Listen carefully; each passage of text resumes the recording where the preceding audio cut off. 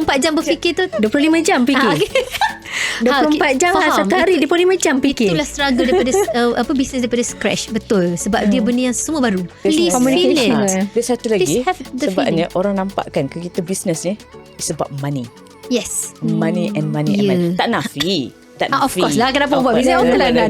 Nak tambahkan That's the engine. Tapi actually it's the more feel than for the that. value tu juga. Yes. And Itulah actually it's more than that. It's more than that. We can do more than that. Kenapa nak susah-susah buat bisnes kan? Bila you kena fikirkan, you kena fikir pasal gaji orang.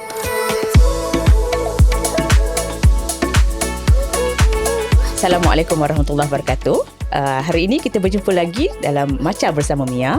Jangan lupa like, subscribe kami di YouTube dan juga ikuti kami di semua laman media sosial kami, FB, IG, Thread dan juga TikTok. So hari ini Alhamdulillah kita bersama dengan Puan Nadia. Saya sendiri Dr. Hidayah. Saya Dr. Tun Fatimah. Sebelum tu kita nak mengucapkan Selamat Hari Raya dari kami. Maaf zahir batin untuk semua penonton-penonton kita.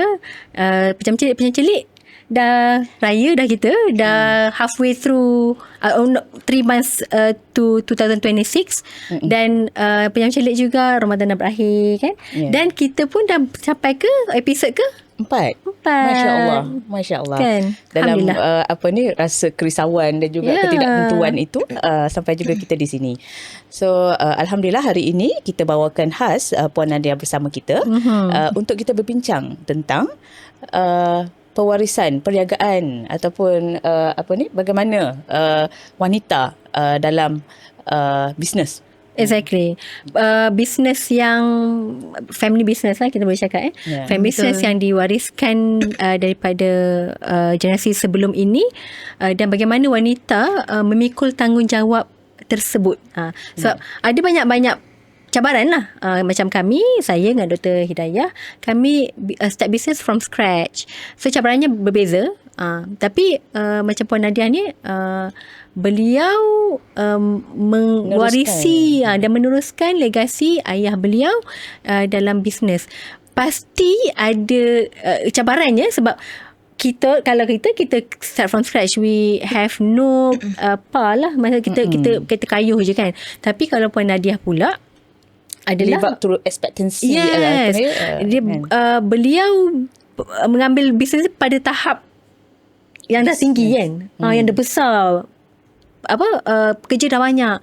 Jadi kita akan kupas bagaimana apa yang seorang wanita ni dapat lakukan, cabaran-cabarannya dan bagaimana mengatasi, dan apa yang shape beliau sehingga ke tahap sekarang lah. Alhamdulillah. So sebelum itu, mari kita berkenalan dulu dengan Puan Nadia. Okay, boleh perkenalkan diri Puan Nadia? Silakan. Okay, Assalamualaikum. Relax. Nak ketawa. Okay, nama saya Nadia Muhammad Zaki. So saya memang berasal daripada Kuantan, Pahang. Okay, family saya memang duduk di Pahang. So macam Puan Tom cakap tadi, saya mewarisi bisnes ni pun memang di Pahang. Saya dulu belajar saya dulu mengambil jurusan Electrical and Electronics Engineering, okay, di University of Auckland, New Zealand. Masa tu saya pergi under scholarship MARA. Okay, so sekarang ni saya tinggal di Pahang. Ada 3 orang anak. And memang saya bekerja bersama dengan ayah saya lah. Kan, sekarang ni kiranya saya adalah orang yang bukanlah yang kira ayah saya masih ada, tapi kita dah menjalankan masih management semua tu dah bawah saya dan suami saya lah. Sekira right hand in the business lah. Boleh kata macam tu lah. Tapi dia bukan 100% slow lah. Decision tu made by us lah. Dia masih about 70% tu macam by us and another 30% tu by dia lah. Training lah sebenarnya kan. Ya, boleh kata macam eventually tu. Macam walaupun dah lama rasa training kan. Tapi macam eventually akan macam tu lah. Itu expectationnya lah sebenarnya. Kalau boleh ceritakan latar belakang daripada, mungkin kita start daripada lahir ataupun daripada sekolah rendah, sekolah menengah. Boleh Puan Nadia ceritakan sekolah di mana? Background di mana? Dulu memang saya sekolah memang di Kuantan, memang lahir Kuantan, sekolah pun di Kuantan, and then bila saya masuk tingkatan 1 tu saya mula pergi ke MRSM. Okay. Macam mana tu? Emerson Muazzam, and then pergi ke Emerson Taiping. Macam tu lah. So and then memang kira anak mara lah. So kita terus dapat scholarship buat A-level dan terus sambung belajar di New Zealand. Macam tu. Kalau ikutkan semua adik-beradik ke duduk dalam bisnes yang sama ke macam mana? Ya. Sebenarnya memang ayah saya dia memang createkan bisnes tu right after kita habis belajar lah. Macam saya ni taklah, maksudnya bisnes ayah saya ni memang kira tahun ni dah 30 tahun bisnes tu. So dia mula memang 20 Januari 1996. Setahun ni 2026 dah 30 tahun. Cukup genap 30 tahun. Tapi business. maknanya kita kata ayah create the business for anak-anak, tapi macam mana dia tune all of you daripada kecil yang you akan bersama-sama dengan dia ke macam mana? Susah juga nak cakap kan. Sebab tapi memang saya daripada kecil kalau orang tanya saya nak jadi apa, memang saya cakap saya nak jadi jurutera. So sebenarnya apa yang saya nampak dalam family saya memang itulah line dia. Line dia adalah line engineering. Kan? Cuma memang saya lagi nampak civil lah. Walaupun saya tak tahu pun buat apa sebenarnya kan. Mak saya accountant tapi tak nampak bidang accounting tu. Saya memang nampak dominan tu adalah bidang engineering. So memang apa yang saya buat apa semua tu memang bila saya nak sambung belajar pun memang saya pilih jurusan engineering lah. Macam tu. So ayah saya tak pernah boleh kata directly influence ke, tak ada. Tapi kita, you have to take. Tak ada. Tak macam dalam drama tu tak. Kan? Tapi memang kita macam inspired tu. Dia adalah macam kita inspired by dia lah kan untuk ambil engineering ni. Walaupun sebenarnya kalau ikutkan sekarang, rupanya secara tak langsung tak adalah bukanlah macam niche kita kan, tapi kita tapi dah berada di sinilah macam tu. Tapi nak buat engineering tu memang daripada dia lah. And then macam mana boleh terus macam mana boleh mula balik ke Kuantan tu, sebab dulu sebenarnya lepas saya sambung belajar lepas sambung belajar kan, adakah kerja kat Auckland ataupun balik kerja kat Malaysia? Lepas saya sambung belajar memang lepas saya sambung belajar tu sebenarnya saya terus duduk di KL. Okay, and then jumpa suami pun di KL juga. And masa tu memang tak ada intention pun nak balik Kuantan. Tak ada intention pun sebenarnya lah. Cuma mungkin ayah saya pernah lah sebut sekali, tapi dia tak serius lah waktu tu. So saya pun rasa saya comfortable je kerja di KL, tak ada rasa keperluan untuk balik.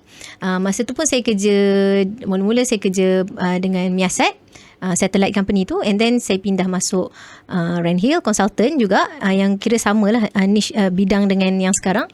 And then bila mula ada intention nak balik tu adalah bila saya mula keguguran. So lepas saya kahwin, saya gugur 2 kali. Saya gugur 3 kali sebenarnya dalam masa setahun. So 2 kali saya gugur di Kuala Lumpur tu. And then ayah saya pun mula sebut lah, kakak baliklah Kuantan kerja dengan papa, senang sikit kalau nak ambil cuti. Sebab bila kita sebelum saya keguguran tu memang saya macam bleeding macam tu lah. Jadi kita perlu banyak kali ambil cuti kan, banyak kali pergi ke klinik kan. Jadi susah lah. Jadi ayah saya kata kakak baliklah Kuantan kan. At least di Kuantan kita carilah macam mana kita nak solve masalah ni. Macam tu lah. And then masa tu susah sikit sebab suami saya memang keluarga di KL. So jadi masa tu ambil masa lah untuk dia fikir, sebab kita pun mesti akan ikut suami lah. Jadi akhirnya suami saya kata berkorban lah kan. Dia decide untuk pindahlah ke Kuantan kan, tempat yang baru, memang asing untuk dia. And dia willing lah untuk supaya saya ni boleh cari solution lah kepada masalah keguguran. So, suami study apa? Dekat mana? Suami saya study mechanical engineering. Dia di UKM. Okay. Sudah biasa sangat kat KL tu. Saya asal kalau KL. Keluar lah sebenarnya kan? Tak ada intention nak keluar pun sebenarnya. Walaupun traffic jam teruk. Tempat yang macam pergi pula tempat yang macam tenang, jam kat dia. Cuma saya rasa korban tu macam saya tak kisahlah sebab kita ada keluarga kan. Kita orang Kuantan, kita dah biasa. Tapi suami saya kawan-kawan tak ada kan, keluarga tak ada. Jadi satu keputusan yang besar lah untuk dia pindah tu. And dia pindah tu saya memang appreciate lah sebenarnya macam tu.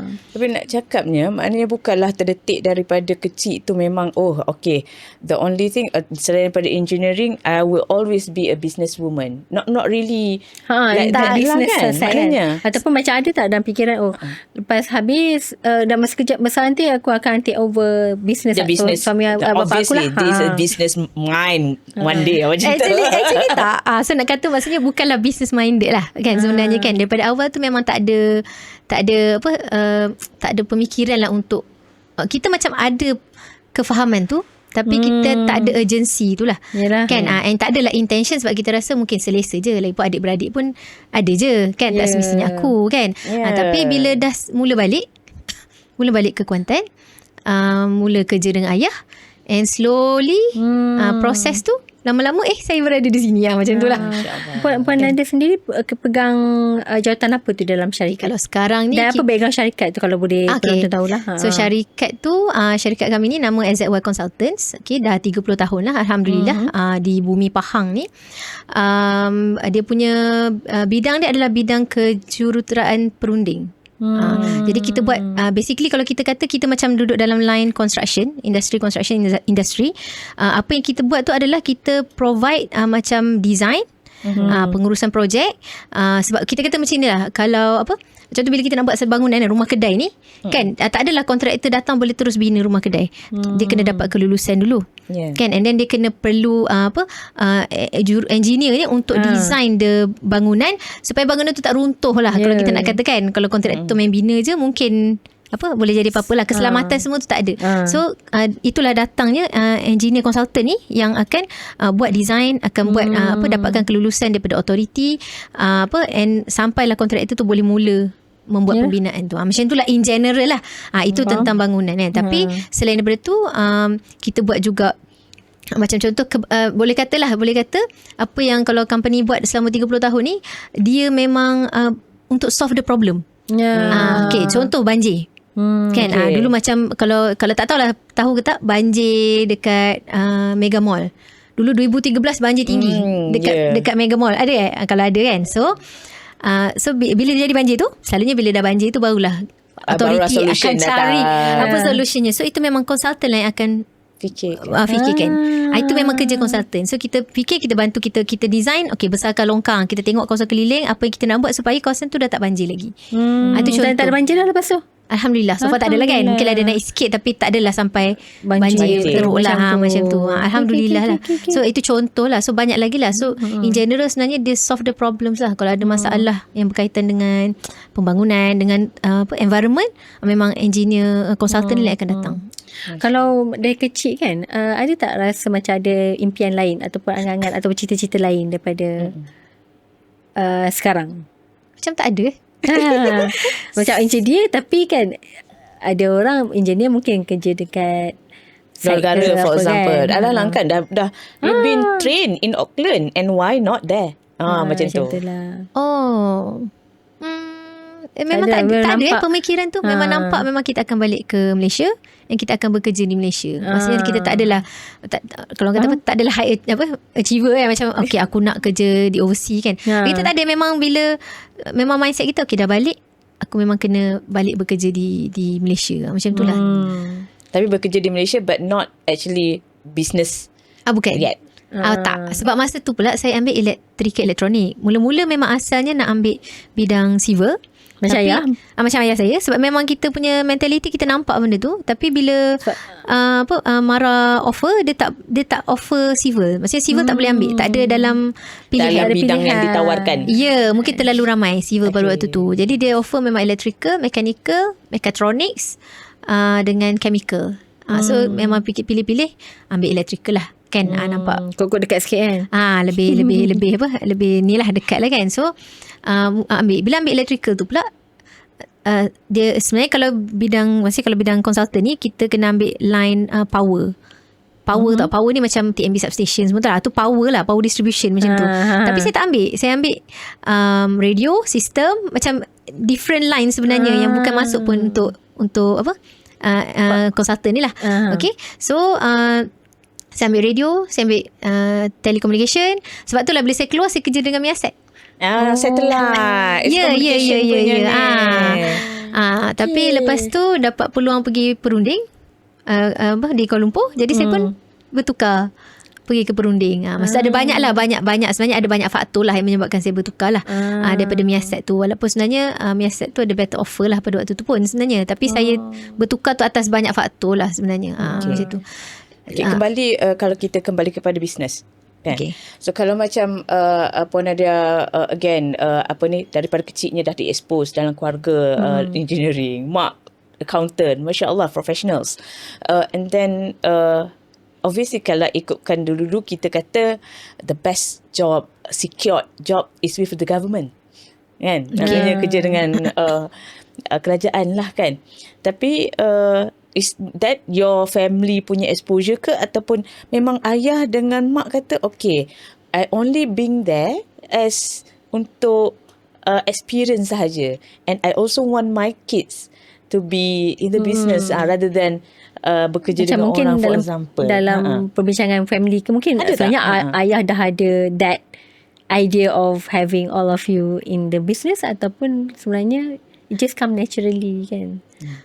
Okay, kalau menjawab soalan Dr. Hidayah tadi, sebenarnya memang kalau ikut kami adik-beradik ni memang tak pernah terdetik pun rasa untuk bekerja dengan government. Disebabkan tapi masa generasi maksudnya waktu ayah saya dulu yes. Sebab ayah saya dulu adalah ex JKR. So dia adalah engineer JKR. Dia dah kerja 10 tahun dengan JKR. Okay, kenapa dia kerja 10 tahun dengan JKR tu? Sebab dia bond. Sebab ayah saya belajar di UK, dapat scholarship daripada masa tu, kelakar sikit tu, masa tu scholarship dia daripada KPM. Sebab dia sepatutnya pergi untuk jadi cikgu. Dia sepatutnya ambil matematik ke fizik macam tu lah.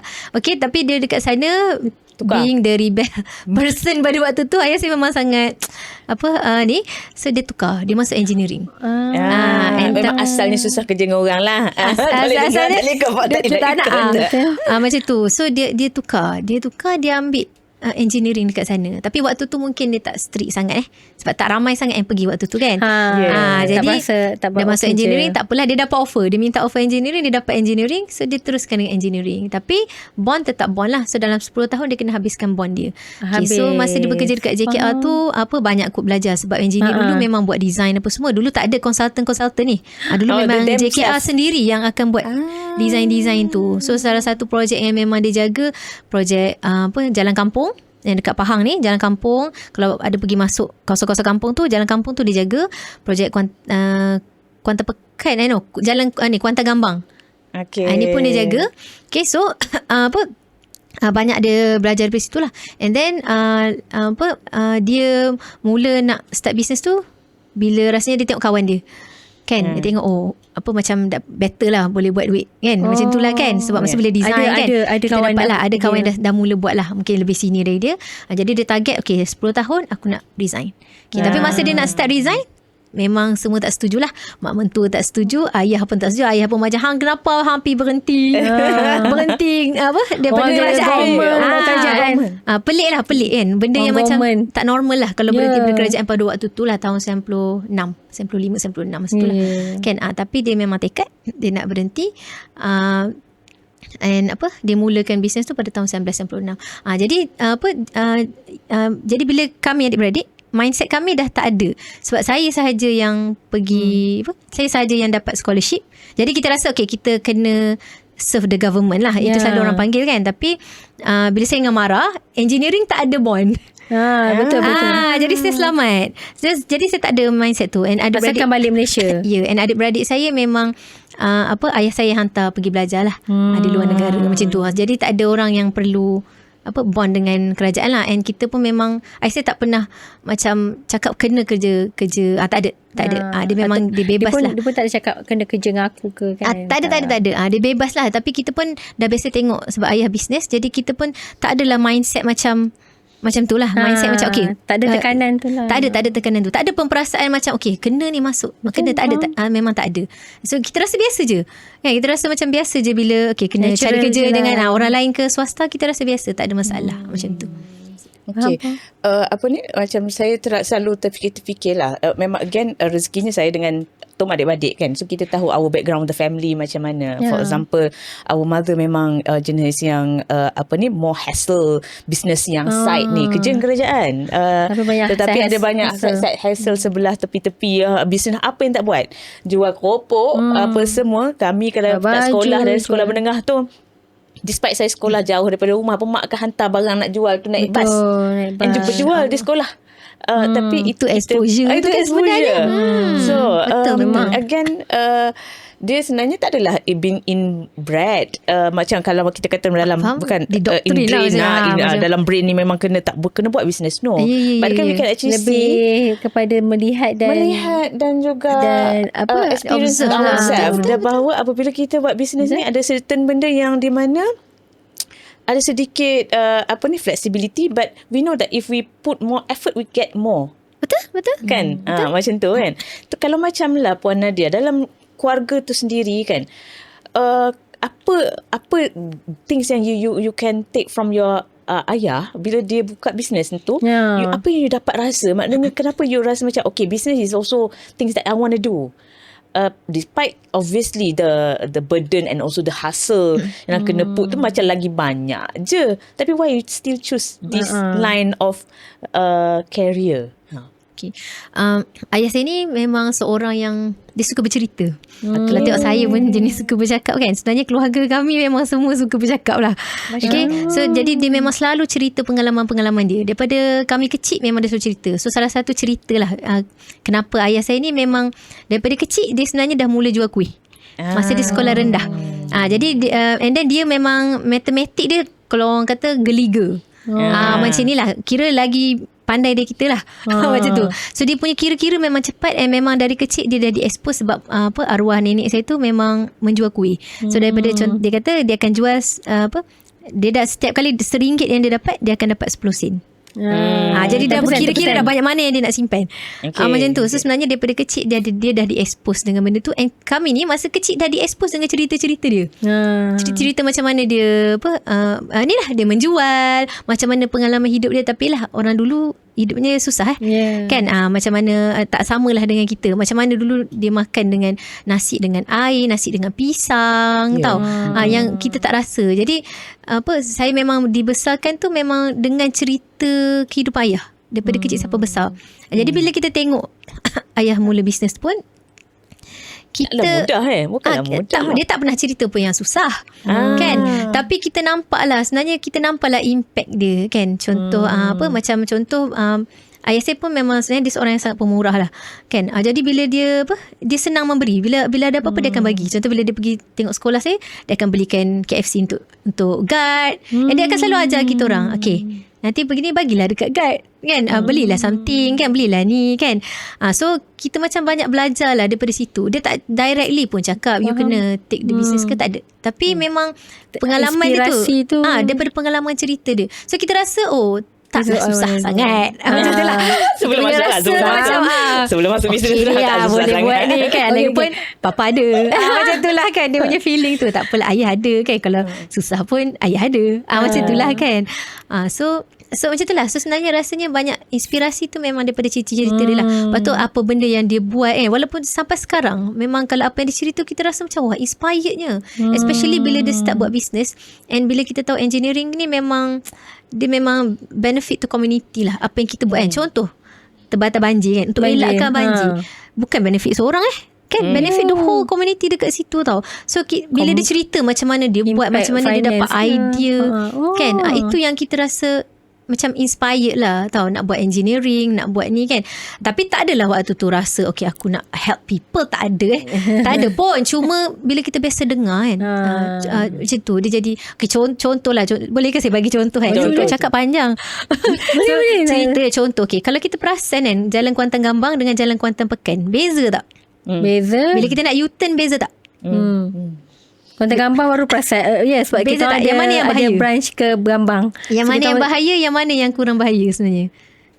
Bahaya Gambang lah, sebab dia susah kalau nak U-turn. Bila U-turn kita tapi nak keluar, kalau dia akan terus tu dia macam smooth, dia boleh exit tau.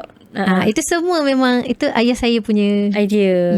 Masa Kuantan Gambang tu taklah. Kuantan Gambang tu masa dia dengan JKR. Masa dia dengan JKR, masa tu ada macam dulu kan memang ada orang macam orang daripada UK, British kot yang macam datang monitor JKR masa tu lah. Jadi dia yang bagi tahu macam macam dia cakap lah, macam tengok ni kan, bila you buat jalan macam ni, you design jalan macam Kuantan Gambang ni, Kuantan Gambang dulu baru Kuantan Pekan. Bila you design jalan Kuantan Gambang ni, you tengok susah kan nak keluar sebab susah. dia terus sama arus dengan yang laju, yang datang ada yang laju, dia kan lane laju dengan lane slow kan, so dia terus masuk lane laju, so susah kan. Jadi bila projek Kuantan Pekan, ayah saya dapat daripada macam the sub consultant lah. Okay, so dia ada 3 consultant yang buat jalan Kuantan Pekan tu, 30 kilo, 36 kilo tu. So dia salah satu yang buat tu. So the idea yang nak susul tu datang daripada masa dia Kuantan Gambang. Sebab orang British tu cerita dekat dia, kenapa you tak buat macam ni? Kan you should have been doing like this lah, macam yang dekat Kuantan Pekan. Patutnya bila keluar, you terus boleh bergerak je. Orang dari sini akan datang dan masuk. Kan? So kita dengar kan ada kan perasaan kan, kita rasa kan beza dia kan, cuma dia pelik. Dia bukan normal kita rasa pelik lah tempat ni. Tapi untuk tempat yang laju memang itu sangat sesuai, sebab orang tak slow down because of you wanted to give you jalan. Betul kan? So kita kena tunggu kereta kan. Sebab sebenarnya Kuantan Gambang tu lepas dah right after dia dah siap, bila orang start guna, diorang monitor traffic, banyak accident pada waktu tu. Sebenarnya masa-masa dia start tu lah, lama dah lah kan, tahun berapa tu kan, untuk orang get used to the kena stop dulu, tengok dulu, jangan masuk lagi. Macam tu. So Kuantan Gambang that comes later, dia dah buat ayah saya buat design tu according to apa macam ilmu yang dia dapat masa dia buat Kuantan Gambang. So kita rasa benda kita dengar je cerita, tapi bila sekarang ni kan, bila kita dah duduk dalam bisnes kan, kita tengok ya Allah impactfulnya. Betul kan. Bila kita rasa okay, aku buat bisnes ni sebab kita nak bagi value dekat orang, barulah kita fikir this is so impactful kan. Apa yang kita buat ni tu ayah selalu panggil, apa yang papa buat ni fardu kifayah. Apa yang kita buat fardu kifayah kan. Orang lain tak boleh buat, tapi kita lah kena buat macam tu. So dengan chance kita rasa sebenarnya rasa sangat inspired, tapi betul-betul faham the value tu adalah bila dah masuk bila dah buat. Okay, nak ke satu lagi soalan selepas itu adalah kan, cakap tadi nampak tak adalah susah sangat kan, tapi sekarang taklah susah sangat buat bisnes bila dah masuk kan. Apakah realitinya? Memang kalau orang tengok kita dari luar kan, memang dari luar macam menarik je, tapi dia tak tahu yang kita tidur pun boleh keluar mimpi apa yang jalan mungkin kami. Kalau tersilap kan, kalau tersilap macam mana kan. Betul. Macam ni impactnya kan kepada orang, macam mana kalau kita buat salah, mungkin itu yang menyebabkan syarikat menjunam contohnya. Betul. Dan Penadia datang pada ketika macam saya cakap tadi lah, syarikat dah besar kan, dah pada certain level lah. So apakah cabaran yang Penadia rasa? Kalau dulu rasa macam ayah ada, tak apalah, tak rasa nampak best je kan, tapi when you are there inside the company, apa pula cabaran tu? Sebab yelah, of course ada orang sebab dah 30 tahun, ada orang mungkin dari awal masuk lebih kita. Ya, kan? Kan kita mungkin baru masuk. Ramai apa cabaran yang kalau dia nampak lah. Mungkin saya tanya ni kenapa? Mungkin ada orang yang dengar podcast kita akan dapat idea dan dapat inspirasi bagaimana untuk mungkin anak-anak mereka nak mewariskan syarikat, mungkin bisnes kepada mereka, ramai kepada kan anak-anak sekarang sebenarnya kan. Betul? Dan bagaimana pula kenapa kita kena bina bisnes supaya boleh diwariskan, ataupun legasinya dan mungkin jika orang-orang yang sebelum ini adalah orang yang selalu dengan government atau pekerja dengan orang, mungkin dia nampak sesuatu dan mungkin anak dia atau dia sendiri nak menjadi seorang businessman lah. Okay. Cabaran betul lah. Sejujurnya rasanya kalau nak compare dengan Dr. Tom, Dr. Hidayah yang mula bisnes daripada scratch ni, ciput je lah cabaran tu, nak kata macam tu lah.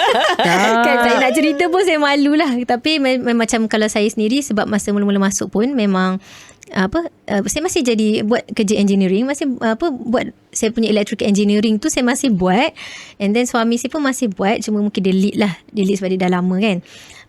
And then bila saya start pregnancy yang kelima tu, bila saya mula pregnancy kelima yang alhamdulillah nampak berjaya, jadi saya pun pindah. Saya pun stop dah pergi buat kerja engineering sebab itu macam agak stressful sikit, and then kena keluar ke site apa semua. Saya mulalah masuk bahagian management kan. Saya mula dengan HR apa semua lah. So tu starting tu lah. Tapi sebenarnya nak kata susah tu dia, transition tu dia tak susah sangat sebab ayah saya masih ada. So kalau apa-apa saya kan apa-apa saya kan someone to hello. Ya ada someone yang macam akan still guide kita lah kan. So kita apa-apa kita akan tanya kan, apa decision kita takut kita akan tanya. So saya punya maksudnya Mentor tu. pengalaman tu memang my mentor is always with me. Macam itulah. And then kan, so kita rasa macam apa kata nikmat yang besar lah kan. Tapi ayah saya slowly dia tolak tanggungjawab ni. Ini kakak fikir sendiri. Kan, ni papa tak nak fikir dah. Malas dah fikir yang Kakak buat lah. ni. Ni kakak buat lah. Kan, jadi tapi adalah transition tu ada. Kan, mula-mula kita rasa semua kita nak tanya. Kan, tapi lama-lama kan kena marah. Sebab asyik tanya je kan. Lama-lama aku takut kena marah. Okay, tak apalah.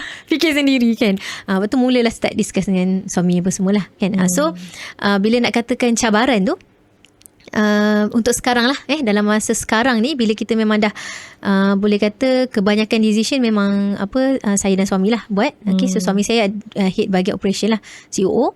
Okay, so saya more tu bahagian management, bahagian corporate, bahagian non-technical. Rasa cabaran yang pertama sekali lah yang saya rasa adalah expectation lah. Okay, expectation pada diri saya sendiri dan expectation orang lain lah pada kami yang anak bos kan? Anak bos. Anak bos kan. So expectation, adakah because dapat jawatan tu sebab because purely anak bos, or because you ada kemampuan? Ya, itu betul kan. Tu satu. Boleh ke kan? Betul kan, boleh ke kan. Tapi masa tu macam cakap expectation pada diri sendiri tu, sebab kita tengok ayah kita ni dah this level tau. Tapi kita macam kat sini ni tengah nak merangkak. Nak naik. Tak faham sangat. So kita rasa, dia macam rasa down lah. Dia rasa macam aku boleh buat ke, aku boleh mencapai ke macam ayah aku. Ayah aku kira matematik congak je, aku kena buka kalkulator. Faham tak macam tu kan. So kita rasa macam aku boleh buat ke, aku rasa macam jauh kan. Lepas tu ayah kita lelaki, perempuan kan. So bila macam bisnes macam kami ni, bisnes dia business to business lah. Nature dia kan, dia bukan B2B kan, bukan business to customer, B2C. So bila kita B2B ni, B2C. Kami memang B2C. B2C lain cara dia kan. Kita B2B ni dia more tu macam PR kan. So ayah saya punya level PR dia dah sini lah. Kalau sini lah sini kan. Tapi saya ni dah lah perempuan kan. Orang lelaki cara dia PR dia lain. Engineering kan, dia memang dia pergi minum kan. Dia discuss tu santai. Kita takkan nak pergi minum dengan orang lelaki kan. So saya rasa benda tu cabaran yang besar untuk saya lah. Tapi sebab saya ada adik-beradik saya ada suami saya, so they do the job lah. Macam tu lah kan. So betul-betul. Saya tengok more on the internal lah, on the system lah kan. And then cabaran expectation orang pada kita pun sama lah. Sebab of course lah ayah saya mesti ada satu expectation. So bila saya salah macam tersilap, sebab bila kita start to make decision, there will be wrong decision that we make tau. So masa tu kan kita lah nak accountable tau. Kita nak belajar. Sebelum ni boss lah kan. Boss, the final decision is the boss kan. So sekarang kita kena decide kan. So so nak be accountable. So saya dengan suami sama-sama belajar lah sebenarnya kan. Kena marah tu biasa. So kita orang sampai satu level saya ni kurang macam ni cakap, saya anak. Dia tak sama kalau marah menantu dengan marah anak kan. Marah anak ni macam apalah, esok tak rasa sangat kan. Kita dah baik balik dah kan. So tapi adalah terasa dah lah kita memang rasa tak mampu nak mencapai sama tu kan. Tapi kita boleh habis lah kan. So saya belajar untuk kata jadi professional. Bukan, saya belajar untuk macam shield my heart, not to take things too personally. Itu something yang saya belajar. Saya rasa semua orang yang buat bisnes dia kena ada benda tu. Dia kena ada perasaan tu tau. Saya belajar tu sebenarnya daripada masa saya mula-mula pegang HR. Masa tu memang impactful lah kan. Masa tu cabaran tu macam cabaran hati lah sangat. Adalah anak bos pula kan. Kan walaupun kita adalah HR je, tapi orang anak bos pula. So dia macam dia ada some gap lah yang kita katakan. Macam you are representing the boss. So dia ada gap lah. So sebenarnya cabaran tu adalah sebenarnya nak overcome rasa tu. Nak overcome rasa macam we have to accept benda tu. Terpaksa. Macam mana aku memang anak bos.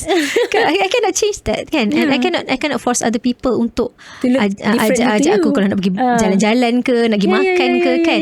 So walaupun kita cuba nak berkawan kan, tapi memang tak sama lah. So itulah cabarannya kan. Tapi alhamdulillah bila sekarang ni dia memang dah shield kan. Alhamdulillah dia dah tak ada perasaan apa-apa yang sebab kita bila dah jadi ni, kita kena bercakap straight to the point lah pada team kita kan, pada especially team lah kan. Bila ada benda yang tak betul ke, kita kena berani untuk bercakap kan. So alhamdulillah itulah. So itu salah satu cabaran, itu expectation lah.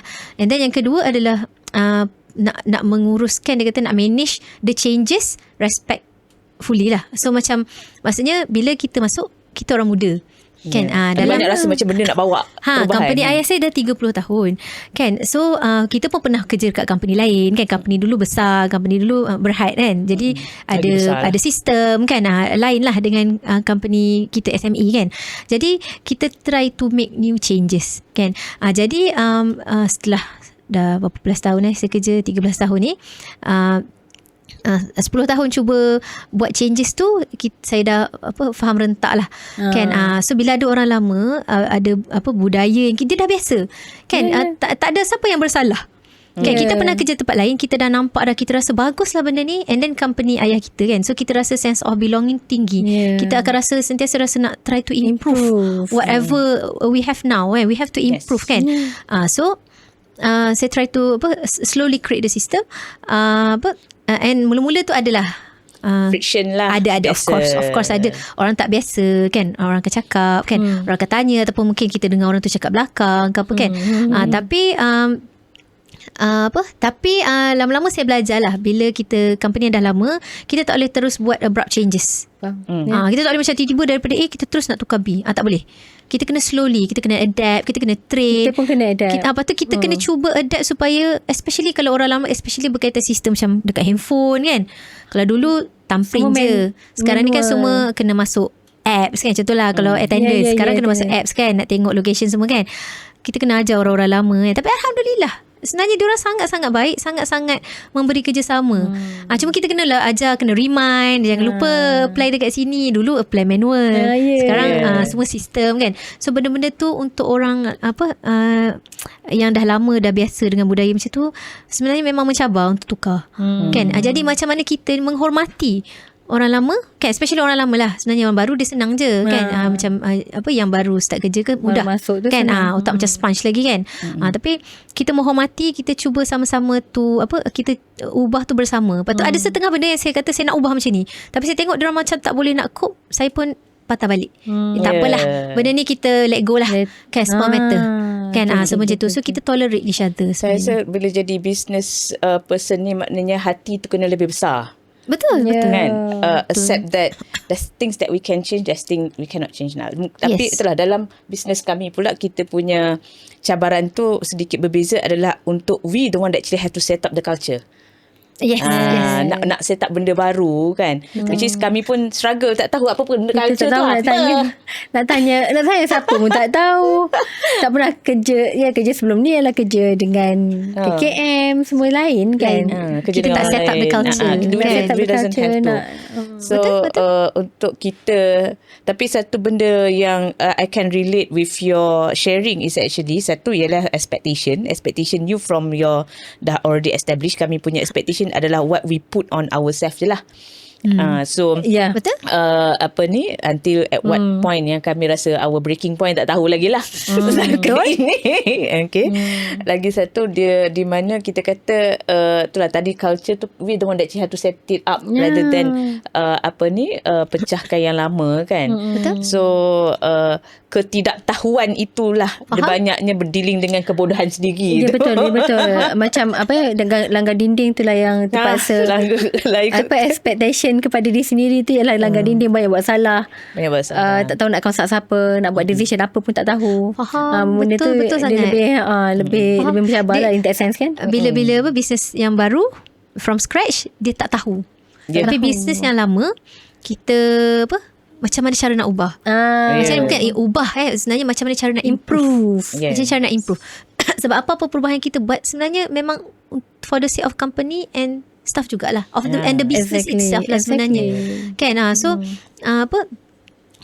of course lah ada complacency, of course ada kan, ada yang dah sangat selesa kan dengan cara macam ni kan.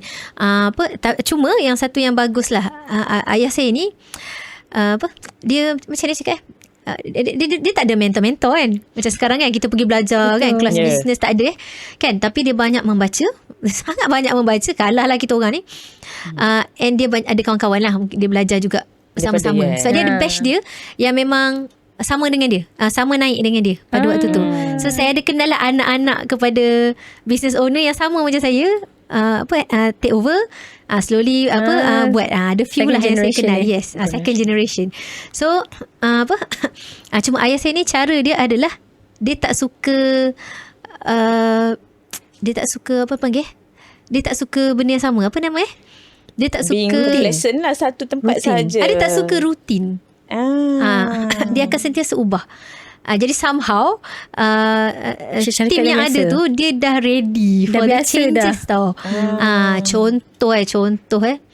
Contoh macam nak cakap contoh, kalau contoh apa benda yang dia bagi benefit, tak selamanya dia akan bagi benda yang sama.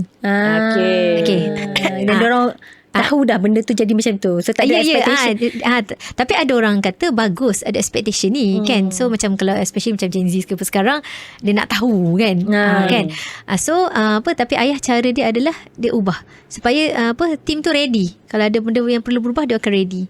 Tapi somehow dia adalah complacency tu ada kan. Especially in terms of cara kita buat kerja lah. Yelah. Kan. Cara kita buat kerja, cara buat kerja apa semua kan.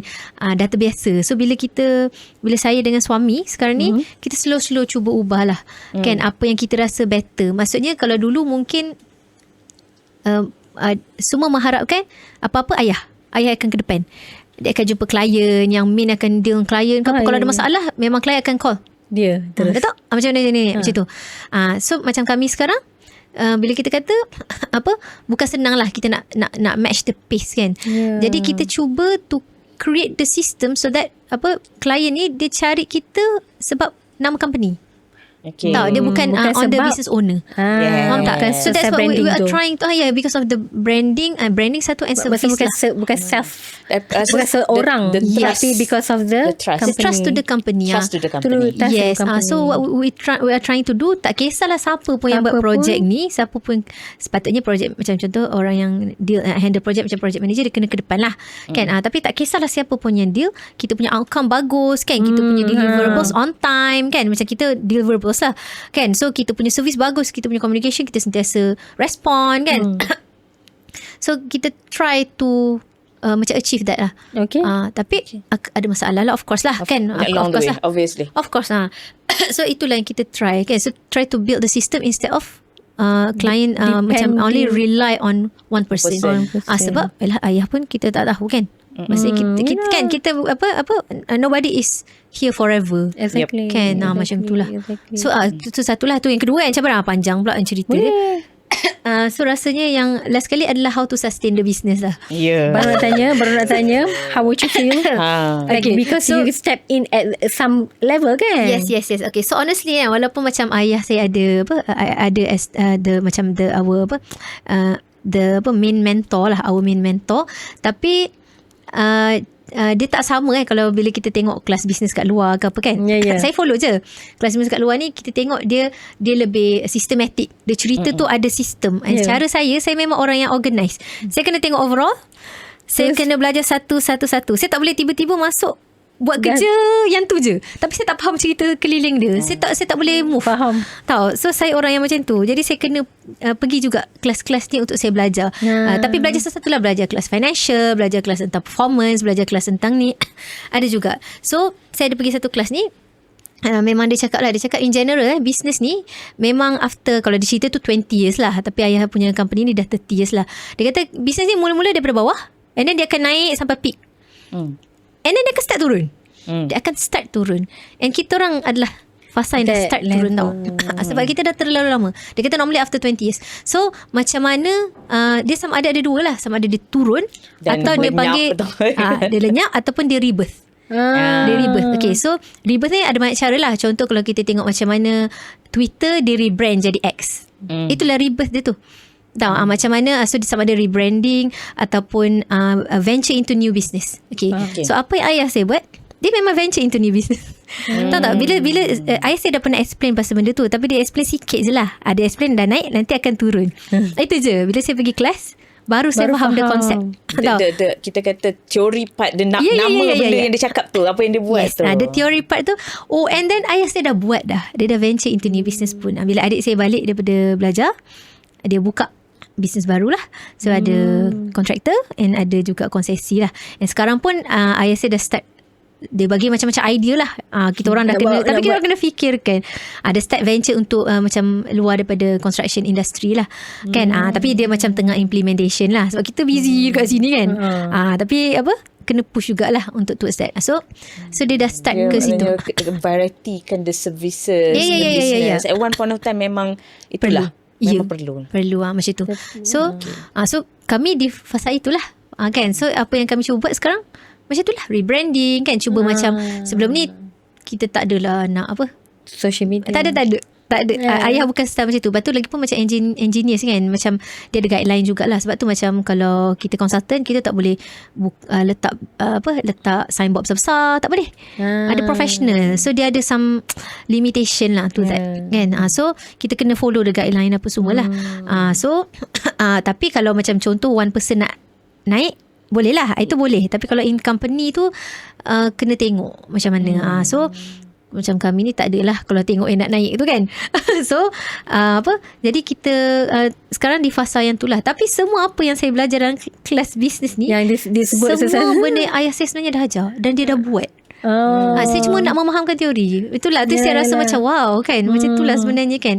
Tapi orang lama belajar melalui pengalaman dan pembacaan dia. So kita macam Masya Allah lah kan. Tapi lah one good thing is actually kalau macam kami kita pun ada baca certain previous businesses. Kita dengar jugalah di other podcast about business and everything, how they mungkin ayah tu buka kedai runcit je asalnya. And when the anak datang tu, dia bukanlah hanya meneruskan kedai runcit tersebut, dia jadikan supermarket ataupun jadi macam dia berkembang kan. Berkembang.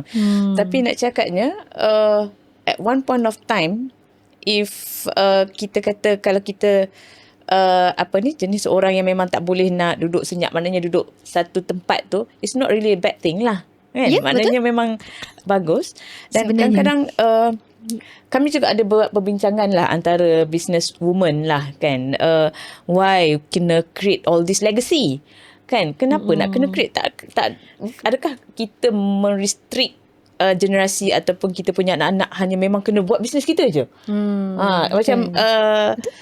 Tapi bila kita berbincang tentang legacy ni, it's not merely the same business pun sebenarnya pun kan. Maknanya if kita menyediakan tapak kepada anak-anak dan generasi kita akan datang, so hopefully they can flourish more than what actually apa yang kita dah buat sekarang lah kan. Betul. Tapi again, nampaknya kalau dari segi business dan juga entrepreneurship ni, ini adalah satu ruang yang besar untuk berkembang kan. Sebab kita bekerja kalau kita buat put more, memang boleh berkembang lah. Memang boleh berkembang. Kan? Itu salah satu cabaran jugalah. Kan, maksudnya bila kami sekarang kan, company dah 30 tahun, kita nak dekat sini je ke? Tak, itulah question yang saya selalu macam berlega-lega lah dekat fikiran saya, macam yang ni je ke kan? Will it sustain kan for another 30 years? Kan, we never know kalau boleh kan. Tapi bila dah biasa legacy tu kan, kita second generation, kita pun akan fikirkan benda yang sama untuk anak kita. Kenapa ayah saya dia buka, dia memang sebab dia cakap lah, dia memang buka bisnes ni, dia nak anak-anak dia duduk dekat dengan dia.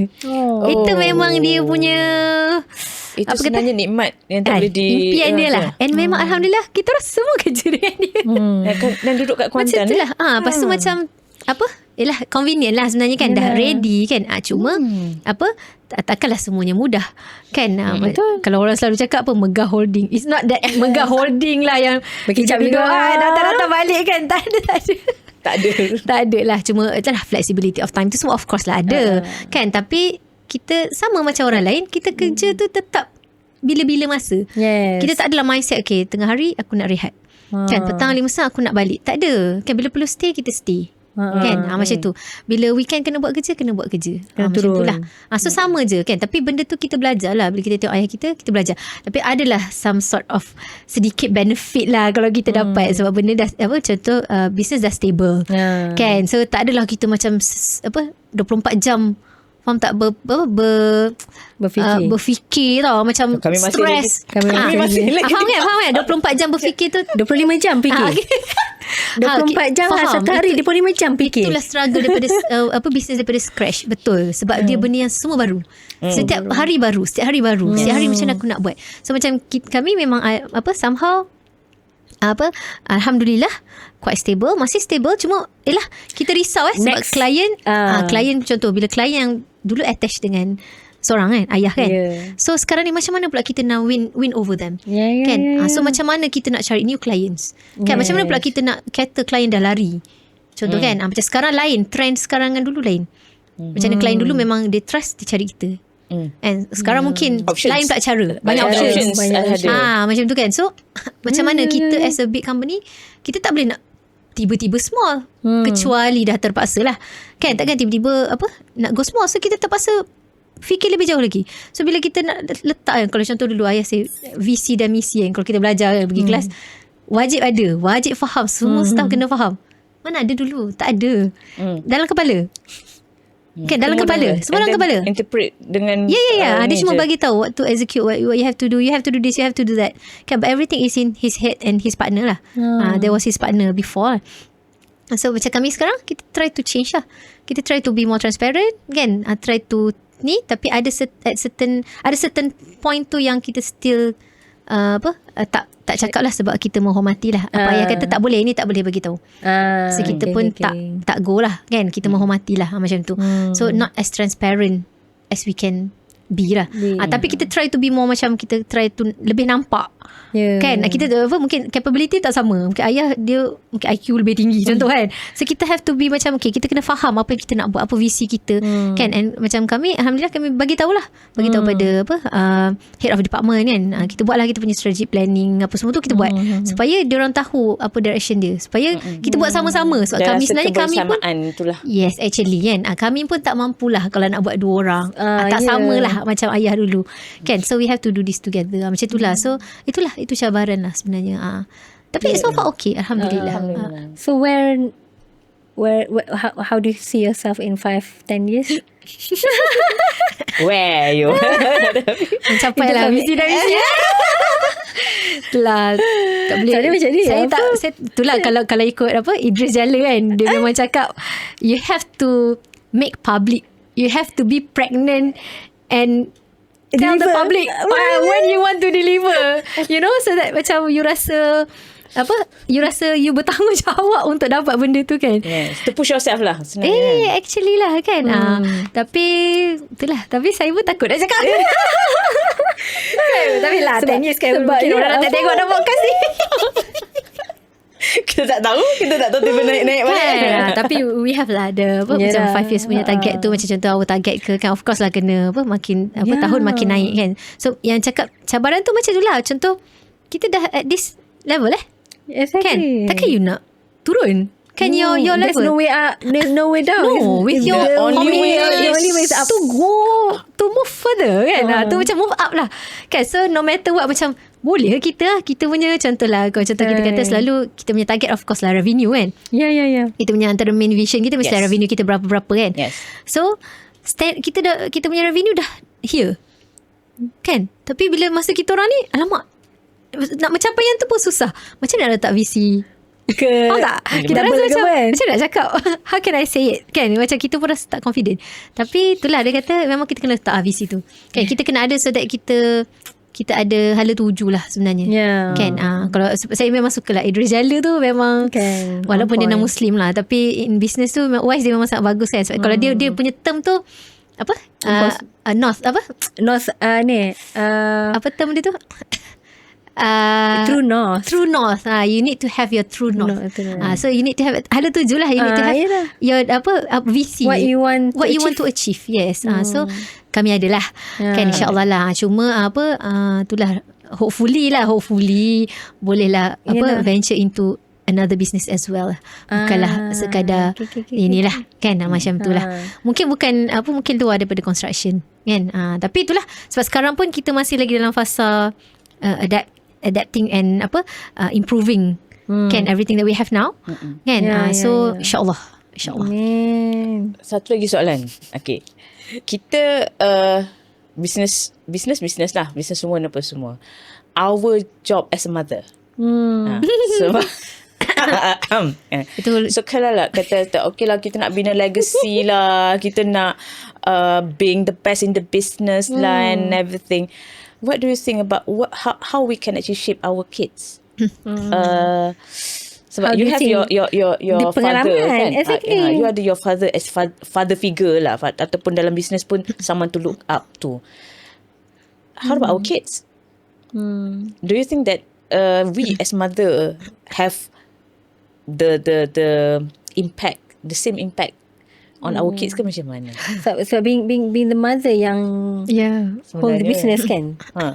Ya, betul. Sebab faham tak? Sebab macam kita ada that struggle lah. Betul? Sebab Ada rasa guilt kan, ada the rasa guilt. kan. Mom's guilt to always there. The guilt, yes, we are okay with the guilt because we are daughters. Kita lagi tak ada masa dulu. Sekarang sebenarnya Actually lagi banyak masa. Because you can bring We your have kids the flexibility anywhere now. Tapi Masa tu. masa tu ada lagi. kepala tu tak ada kat situ in juga. that sense, kepala tu tak ada kat situ. Tapi in that sense, the guilt we have being macam berdamai dengannya. Cuma kita rasa macam adakah kita too dominant to impose things on the kids kan, sebab kita ada suami juga. Macam mana kita nak blend in the culture or the vision that we have, the legacy that we wanted to pass on. Sebab macam Nadia, both parents are in the same company. Kan. So kita macam kita ada that we had that thinking lah, mindset tu macam mana Tapi as kita a nak mother tu, mother, sebab kita rasa macam usually it's so natural for fathers kan. Tapi it's not natural for like you. My mother is a CEO. How does that sound? Kan, faham tak? But my mother is here. Still doesn't matter. Tapi betul. Tapi yelah, macam nak cakap, saya rasa saya bukanlah orang yang tepat lah untuk komen tentang benda tu. Sebab nak kata, sebab lain, maksudnya business from scratch, I think the struggle is more, especially macam Dr. Tom and Dr. Hidayah yang build tau. Macam saya ni, Alhamdulillah ayah saya pun masih ada kan, masih sihat kan, semoga umur masih panjang, insyaAllah. And saya ada suami. Jadi selalunya kebanyakan yang sibuk tu memang suami saya yang akan take the part lah, the charge lah. So kalau macam contoh sebab suami saya pula yang duduk bahagian operation semua, sebab engineering kan. So apa-apa memang semua maksudnya head of department yang bahagian technical semua akan berhubung dengan dia. So macam the stress, the pressure tu sebenarnya memang on him lah. Sebenarnya lah, sebab saya more tu macam internal. The sister macam saya more tu macam saya create new things. Tak macam diorang run the operation. Tapi saya create benda apa lagi aku nak improve, benda apa lagi macam nak betulkan lagi benda ni. Sebab okay, staff dah ramai, team dah ramai kan. Of course lah ada benda yang caca marba kan. Contoh lah, in fact to be honest, macam filing pun caca marba contoh kan. 30 years dulu kita mana ada ISO semua kan, kita tak tahu kan. So kita lah yang nak membetulkan benda tu. Benda yang dah ada kita nak betulkan. So saya nak komen pun tak boleh actually, sebab memang rasanya more pressure tu memang is put on my husband kan. And my brothers pun sama lah. My brothers yang pegang company lain sebab lelaki kan. So memang pressure on them lah sebenarnya kan. So mana masa cuma, tu semua yang banyak dengan masih ada banyak. Itulah, cuma saya sibuk hal lain-lain pula. Itu yang susah nak cakap kan. Cuma sebab macam bila ada pula masa, Alhamdulillah ada pula pembantu yang sangat-sangat baik, sangat-sangat reliable. So saya rasa lebih kepada itulah, saya banyak community punya community work lah sebenarnya kan, nak katalah macam-macam jugalah yang saya buat kan. Mungkin Dr. Tong dan Dr. Dayah pun tahulah kan. Tapi Alhamdulillah suami saya macam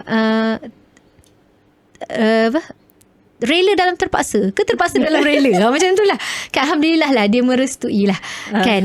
Jadi syarat dia restu kan, walaupun kadang-kadang tu cuma adalah benda-benda certain boundaries yang kita kena jaga macam tu lah kan. Jadi cuma saya sukalah sebab apabila saya duduk dalam community ni kan, apa yang saya bawa dalam company, itulah the culture yang kita nak cuba, apa yang kita faham bila community kita rasa kita nak bagi value kan. Tapi sekarang, kalau dulu ayah saya dia tahu bagi value, tapi team tak tahu, staff tak tahu, staff tak nampak free job, free work yang dia buat kan. Macam contoh sekarang ni kita ada satu projek CSR besar memang besar free. Dia buat rumah orang tua. Saya macam, Pa, nak pergi situ ke? Takut anak-anak tak jaga ke? Sediakan tempat yang duduk. Apa kan nak masuk belajar. Dia macam belajar. Dia ada rumah ke apa. Dia macam tempat belajar under Yayasan Pahang punya ni lah. So memang itu buat for free. Memang besar lah. Berapa puluh Risau ekor lah lah. dia duduk situ. Aduh, dia cakap kan. So ada banyak lagi lah buat masjid kan. Saya rasa benda tu value. Tapi dia tak bagi tahu. Maksudnya tim tak nampak. Why? Tim cuma buat kerja. Yes. Gaji dapat. So bila macam saya, alhamdulillah, bila kita join community kan, kita banyak join kita nampak, and then bila kita pergi pula kelas bisnes ke apa, kita nampak yang kita macam somehow macam kena advertise lah. Kan. Tapi bukanlah advertise tu untuk upkan diri tu, na'udzubillah lah, na'udzubillah. Tapi sebenarnya kita nak apa yang saya cuba adalah nak tim saya faham, apa yang kita buat ni sangat valuable. Tahu, rasakan benda tu, rasakan apa yang kita buat ni banyak sangat pahala. Tahu, betul? Kita tak jual benda-benda yang meragukan. Kan, meragukan lah kan. Boleh saya tak nak sebut lah kan, tapi kita tak apa yang kita buat ni sangat sangat valuable, sangat membantu community kan. Even walaupun buat rumah, takkah kita membina tempat berlindung kan, basic dalam keperluan harian kehidupan tu. Apa panggil basic necessities kan, basic needs kan, yang bawah daripada 3 hierarchy tu kan. So kita sediakan keperluan. So bila tu saya cuba beritahu dekat tim ni, okay, this is what we do, this is so valuable kan. Please feel it. Dia satu lagi, sebabnya orang nampak kan kita business ni is about money. Yes. Money and money and money. Tak nafi. Of course lah, kenapa buat bisnes nak tambahkan that's the engine. Tapi actually the feel for the value tu juga. Yes, actually it's more than that kan. It's more than that. We can do more than that. Kenapa nak susah buat bisnes kan? Bila you kena fikirkan, fikir pasal gaji orang kan. You boleh je dapat gaji you relax kan. Kerja boleh gaji RM20,000, RM30,000 doktor kan, boleh RM20,000. Mungkin kalau boleh kalau swasta lagi lah kan, tinggi kan. Kenapa, why the hassle? Kan, saya boleh je pergi kerja, baik kerja kat KL je kan, baik kerja boleh je kan. Tapi why the hassle kan. Sebab so we can give more value when we doing business kan. Yes. Sebab itulah yang kita harapkan. Kita nak bagi, nak jadi bermanfaat tu sebenarnya kan. Bukanlah sekadar duit tau, macam tu. Tapi itulah yang kita cuba try to implement in macam kita punya team punya mindset lah kan. Macam kita pun honestly kalau consultant ni kita tak boleh nak offer salary yang tinggi-tinggi pun sebenarnya, honestly speaking tak dapat pun. Tapi kan what we do is so valuable kan. Rasa benda tu kan. So barulah bila kita kerja tu kita rasa aku buat ni bermanfaat kan. That feeling of satisfaction tu tak sama lah kan. And insyaAllah dapat pahala lah. Of course yang kita nak dapat pahala macam tu lah. Itulah business for value kan. So kita orang punya tagline tu, expertise becomes value. Memang expertise yang kita ada ni untuk bagi value dekat orang. Bagi value kepada orang. Memanfaatkan orang. Memanfaatkan orang. Betul. Menarik. Okay lah, kita maknanya lagi banyak, lagi besar bisnes kita, lagi banyak manfaat kita boleh bagi pada orang. So, mesti kena besarkan bisnes. Masya Allah, penatnya. Struggle lagi. Amin. Tak berkesudahan. Amin. Itulah. InsyaAllah kita cuba kan. Dan secara generalnya apabila kita ada bina legacy in the business, we impart benefit to not kepada ummah sahaja, kepada anak-anak kita sekali, kepada generasi yang akan datang, insya-Allah. And vice versa kan. Bukan untuk anak-anak kita je. Tapi sebenarnya bila kita beyond ourselves. It should be kepada beyond masyarakat. Kena semangat sikit.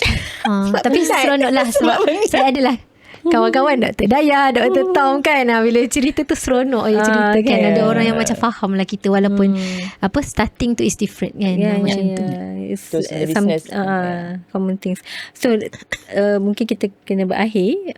Mungkin akhir sekali pesanan pesanan Puan Nadia kot kepada audiens kita kan, yang mungkin dah dalam bisnes ataupun yang belum lagi bisnes, nak terfikir-fikir ataupun ataupun second generation as well, dan juga ataupun dalam bisnes macam ya Allah penat nak berhentilah, stuck ke whatever kan. Mungkin probably pesanan ni mungkin how you see your father lah melalui cabaran tu kan.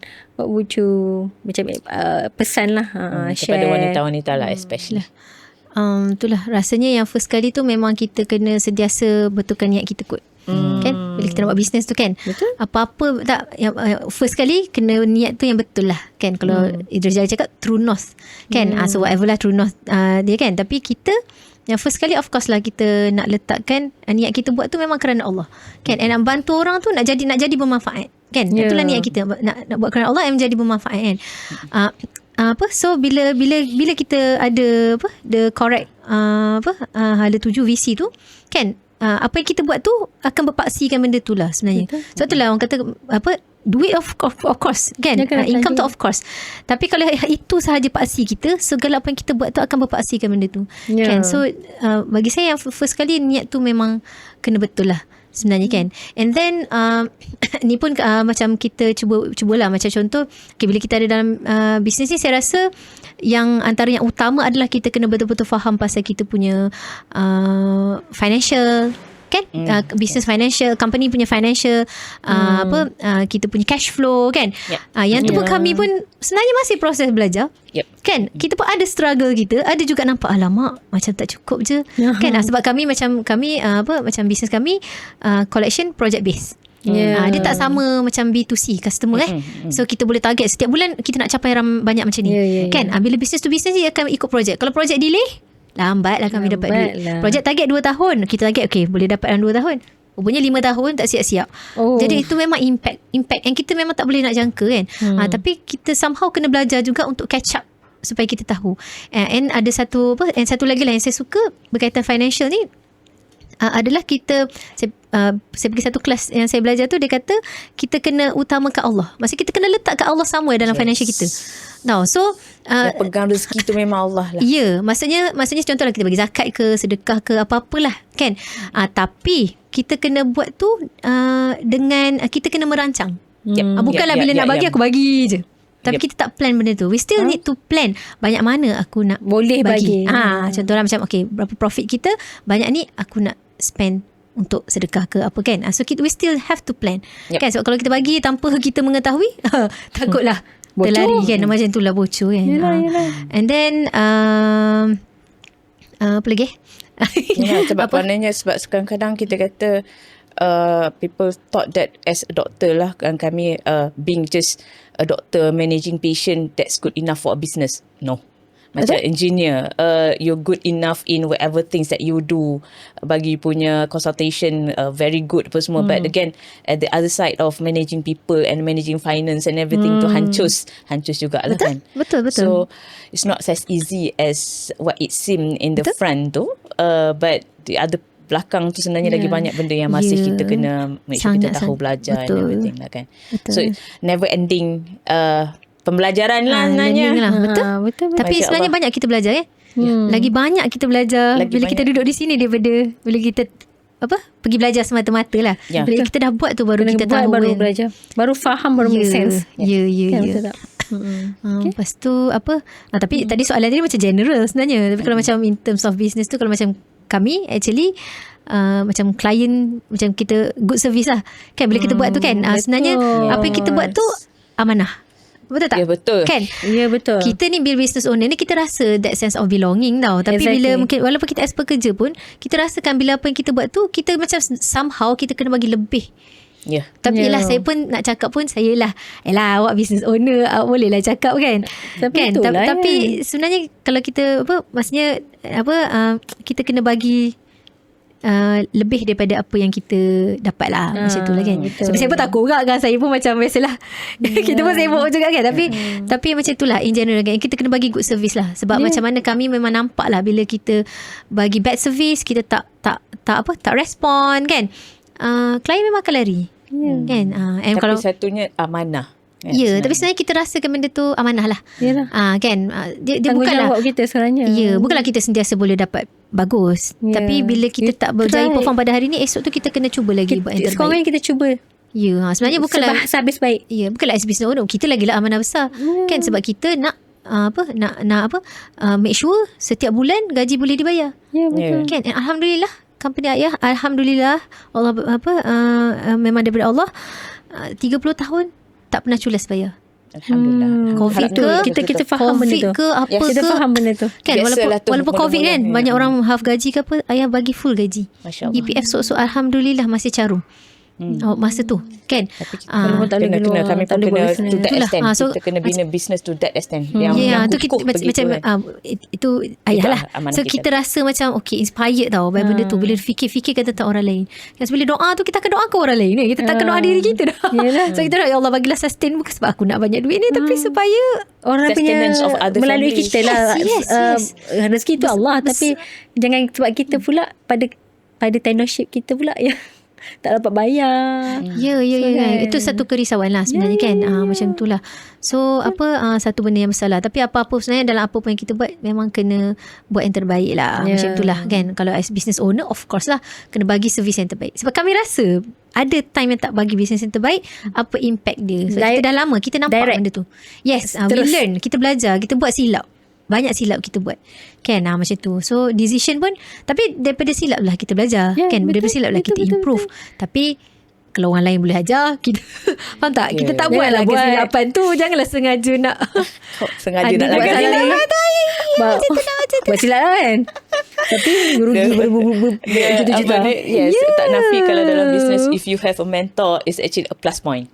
It's a plus point. Yes, Dan yes, kita yes, pun beza lah. Waktu kami berdua sahaja berbincang Kelajuan dia tu kan. Yes, bila ada mentor itu dia membantu sedikit sebanyak untuk kita lebih laju, lebih bermanfaat. Betul. Dan tak takut. Tak takut Betul. sikit. Macam Risk is always there. macam kami sebab second generation kan, dia ada konflik dalam diri. Konflik lah kita sebab kita ada ayah kan, kita ada mentor kan, tapi dia tak sama kan, dia kita belajar melalui pengalaman kan. Cuma bila bila saya start, saya pergi juga kelas tapi saya tak follow maksudnya bukan yang ambil mentor untuk lama long term tu, tak lah. Tapi bila kita pergi kelas tu, kita belajar, okay, this is what my father, this is what he means actually. Ini rupanya yang dia cakap hari Baru tu. faham. Baru faham maksud dia, sebab kita nampak overall context tu. So this is what I learn lah from business classes kan, semua tu kan. Actually apa saja yang dipelajari, itulah yang ayah dah buat Kan. So kita rasa macam Masya Allah, hebatnya orang dulu, dia boleh belajar kan, tak perlu pun ni kan. Tapi it's okay, it's a learning process for me as well kan. So saya Tapi pergi sebab semua. accessibility of knowledge Yes, tu dah ada. sekarang dah ada. Alhamdulillah Dulu sangat tak mudah. ada. Betul. Dan kita tak adalah langgar dinding banyak sangat kan. Kena langgar, tapi tak adalah asyik langgar Kuat sangat. je. Bila nak tak langgar je. Kuat sangat langgar. Langgar kuat sangat tu rasa macam Pening. yang udah, benar yang je. udah di sini saja. Tapi akan ada time kita akan rasa macam penat juga. Yelah. Kan, cik. Saya pun kalau bagi saya lah, saya tak layak lah. Kalau suami saya dengar ni mesti dia ketawa dengan saya lah. Cakap Ellen nak buat apa kan. Macam tu lah kan. But we have adalah struggle, adalah rasa macam penat. Especially macam saya punya part lah. Saya punya part yang macam buat benda baru. Semua benda yang saya buat tu baru. Tahu kadang-kadang alamak mahal sangat ambil ni, aku buat sendirilah, tapi still benda baru lah kan. So tapi actually interesting lah kan, bila kita tengok apa yang kita implement ni, kita dapat improve lah. Ya Allah, Sebenarnya. alhamdulillah, best sangat perasaan tu kan. So rasanya bila duduk dalam bisnes kan, masa belajar engineering dulu, saya develop critical thinking, develop problem solving, kita develop dalam benda tu. So sekarang ni is the time to apply. Implement. Tak sangka aku sekritikal ini. Tak sangka aku boleh fikir benda ni. Macam itulah. The background does make a difference. So nak cakapnya, semua orang kena jadi juga belajar betul-betul, sebab knowledge tu bukan semata-mata kita kata Bukan kita jadi kita bukanlah kata semua itu hanya pengalaman sahaja. Tak, memang kalau ikutkan pembelajaran secara teori, secara formal tu masih perlu kan, sebab dia develop skill Betul? kita along the way. Nak cakap tak payah belajar pun, boleh je buat bisnes ni. Tak semestinya. No, jangan. I don't think so. Jangan. Susah sikit lah untuk diorang. Okay. Jangan So macam last word Dr. Tom, ada apa-apa? Mengharapkan agar podcast ni memberikan manfaat jugalah kepada audiens kita. Mungkin jika anda bukan business owner, mungkin anda ingin masuk ataupun anda mengimpikan next generation, ataupun macam mak kita dululah, side hustle kan. Sebenarnya tu apa yang kita buat semua ni akan akhirnya kita nampak mungkin second generation, macam mak puan Nadia, bapa puan Nadia ialah nampak dia second generation tak perlu lagi go through Susah payah. susah payah tu kan. Nak quit government pun besar kan, macam nak kiamat di dunia. Saya mengharapkan akan memberi manfaatkan kepada semua. Okay. Kalau macam akhir sekali daripada saya, kena faham bahawa apa yang tanggungjawab Allah berikan itu memang berkadaran dengan kemampuan kita masing-masing. Dan amanah, dan juga macam tadi Puan Nadia kata, niat tu perlu betul. So kita galas tanggungjawab kita. So kami sebagai businesswoman, kami akan insyaAllah cuba yang terbaik untuk galas tanggungjawab yang Allah berikan kepada kami. Harapnya lebih banyak akan bermanfaat dari apa yang kita lakukan. Dan itulah juga kenapa kami buat podcast Maca Bersama Mia. Harapnya kita mampu untuk berkongsi pengalaman, berkongsi ilmu, dan juga memberi manfaat kepada orang lain dengan hanya perbincangan yang mungkin santai begini. So insyaAllah so kita ucapkan sekali lagi selamat Hari Raya Aidilfitri kepada semua. So insyaAllah kita akan bersama lagi dengan Maca with Mia selepas episod seterusnya. Assalamualaikum warahmatullahi wabarakatuh. Terima kasih.